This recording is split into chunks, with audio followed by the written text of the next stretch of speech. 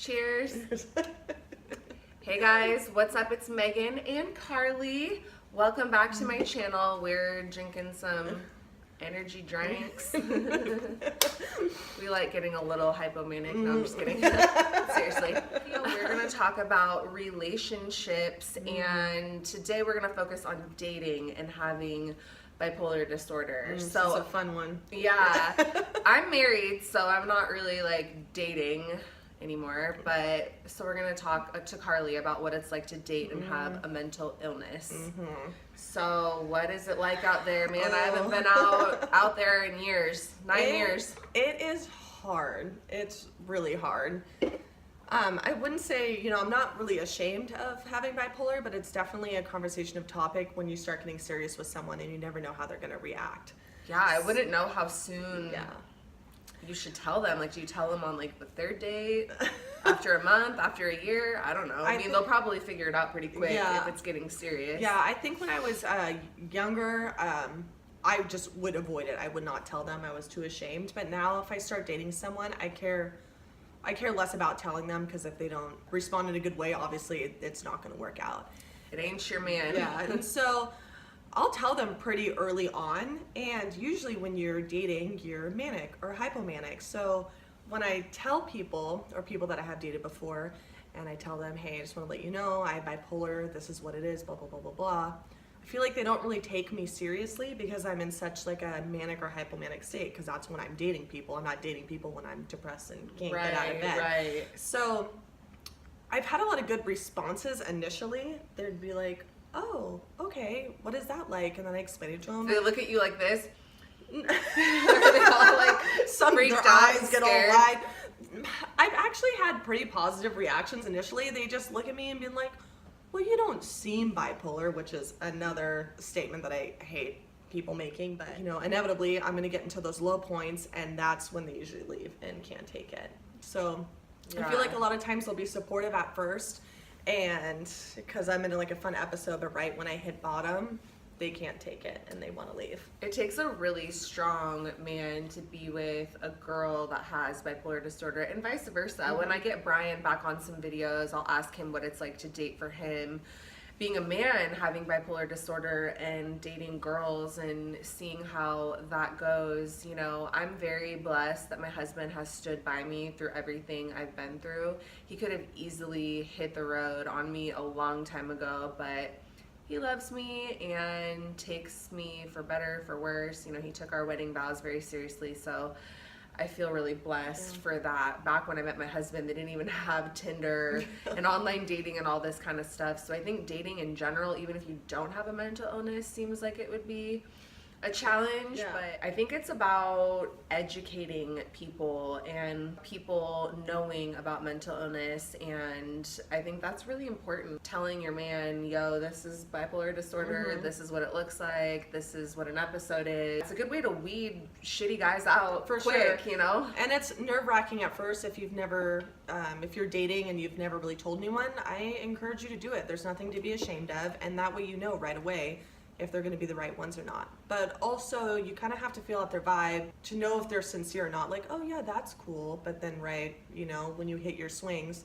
they're going to up and bounce, and it's hard to kind of figure out who those people are, but you kind of just know in your gut if they're going to be supportive or not. Doesn't make it easy though at all. I don't know about you, but like, being someone that has bipolar disorder, I'm very empathic. Are you that way? Where you feel and take on other people's emotions as if it's your own? I do that, and like, I get a really strong intuition and vibe about people. Like, right away when I meet someone, I either feel really good vibes or really sketchy vibes. And a lot of the times in the past, I haven't trusted my gut instinct with people, and it's bitten me in the ass. So I think with dating, it's the same way. You can kind of tell probably pretty soon if the guy's worth it or not. I don't know. No, yeah, it's just kind of trial and error, honestly, and it sucks. That's why it's hard dating, especially with all these dating apps and everything. Everyone's looking for the next best thing, and I'm guilty of it too. It's not just men, but there's so many dating apps from what I there's understand. So many dating apps. I know, Bumble, Tinder, FarmersOnly.com. Christian Mingle. If you believe in God, then your bipolar will go away. Oh my God, yes. Yeah, they're all out there, but Have you had any dating experiences recently, or are you just kind of settled into living the Oh. single life right now and you're not really looking for anything serious? I'm content on being single unless it comes and it happens. Then I think that would be great, like my alone time. And a lot of people, you know, in relationships, they don't really respect that or understand that I just like to be alone. My pattern of men have been depressed men because I feel like they could relate to me, but You could just lay in bed together. yeah, but in reality, it doesn't work out because Yeah. you just feed off each other's emotions, and it gets really dark and it can get really bad. Yeah. So that's a cycle that I know that I need to break. My husband isn't depressed like at all. He doesn't have any mental health issues. So I think that's been really helpful for me in the sense of he motivates me to do things. Like, I mean, when I'm in a severe depression, he knows to back the fuck off, just be supportive of me and not try to force me to do things I don't want to do. But when I'm in a less severe depression and I can kind of gut my way through it, it's really nice having him because he'll be like, let's go on a hike. And I'm like, I don't want to go on a hike. And he'll just like encourage me and give me that boost that I need to get my ass in gear. But he also knows when to back off if you just Yes. need your space too. Absolutely, and I'm really good at letting him know. Yes. By the way. As you should be. You should Yeah. know what makes you feel better and have those boundaries and stick to it if you know that's what helps you. Yeah, and my husband has educated himself on mental illness. He knows a lot about my illness, and I think that that really makes the difference. I think if you're going to date someone that has bipolar disorder or another form of mental illness, you have to be prepared for what's to come with that. I mean, it's definitely not easy, but it doesn't matter if you have a mental illness or not. If you love somebody, then you will do whatever you need to do to make it work. You know, it's like dating someone that has diabetes, or if you're married and your husband gets cancer, you know, different things like that. Any other illness that people take seriously, Yeah. that, you know. If you love someone, you love someone, and you'll do whatever you have to do to make it work. That's just what I think. Yeah, and I think that's a big point in being bipolar is that you feel other people's emotions. So I feel like when you have a relationship and it doesn't work out, at least for me, it hits me even harder because I want to be there for that person and I would expect them to be there for me back. They can't be my crutch. I can't, you know, rely on them for like all of my support, but I get really hurt when they're like, "Oh, well, you're depressed. I don't want to be with you anymore." Ugh. Yeah, it's a sucky, Woof. yeah, it's Fuck that guy. a sucky feeling for sure. Jeez. Yeah, it's awful, but you just gotta know what makes you happy and kind of be content being single, and if it comes your way, I guess that's what I'm waiting for. So having bipolar disorder and being single, what kinds of things or qualities are you looking for in a man that would, you think, be a good fit for you? I need to have a good listener. I can't have someone like talking over me, or when I want to vent, I can't have someone trying to problem solve for me. I like people just listening to me and kind of understanding where I'm coming from. I need someone who's, you know, a little bit emotional, but mostly like fun and outgoing, because that kind of breaks me out of my shell when I'm going through those dark episodes. Those are all great qualities. Definitely the listening part. I know men can typically want to like fix shit. But a lot of times women just want to vent and just be heard and not get your unsolicited advice. And you know what I mean? Yeah, no, for sure. I think people just want to be heard. And having bipolar disorder, I have pressured speech a lot because my brain is racing so fast that my mouth can't keep up with it, and I tend to interrupt people. And so something I really try to be mindful of, I'm not perfect at it, is being a better listener and not talking over people and interrupting them. So something I'm working on, but got a ways to go. Yeah, it's so crazy how different it is, because some people, when you feel the energy and it's good, I will spill my guts and tell them about my trauma and stuff. They're like, whoa, I didn't need to know that.